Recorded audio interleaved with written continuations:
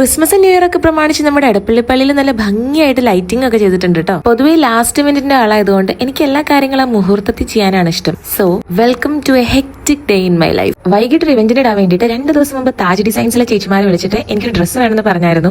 അങ്കമാലിലാണ് ഇവരുടെ സ്റ്റോർ വരുന്നത്.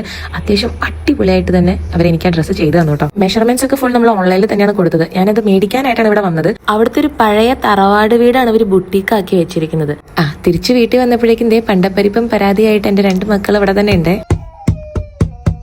ഏതായാലും സമയം ഒട്ടും വൈകിക്കാണ്ട് ഉടുപ്പെടുത്തിട്ട് അത്യാവശ്യം ടച്ചപ്പും ചെയ്ത് അപ്പോഴേക്കും നമ്മുടെ ജിഞ്ചർ എത്തി നേരെ സോഹോയിലേക്ക് വിട്ടു. നമ്മൾ എന്തൊക്കെ ഫേസിലും ഉടുപ്പിലും കാണിച്ചു എന്ന് പറഞ്ഞിട്ട് കാര്യമില്ല, മുടി പോയാൽ പോയി. ഇത് ചെയ്യാൻ പെരുമ്പാവൂർ സോഹോ ആയിട്ട് എന്റെ ഫേവറേറ്റ്. ഹെയറും സെറ്റ് ചെയ്ത് ഡ്രസ്സ് അടിപൊളിയായി കഴിഞ്ഞിട്ടുണ്ടെങ്കിൽ പിന്നെ ഭയങ്കര കോൺഫിഡൻസ് ആല്ലേ നമുക്ക്. എറണാകുളത്ത് അത്യാവശ്യം നല്ല ബ്ലോക്കാണ് കേട്ടോ ഈ ദിവസങ്ങളിൽ.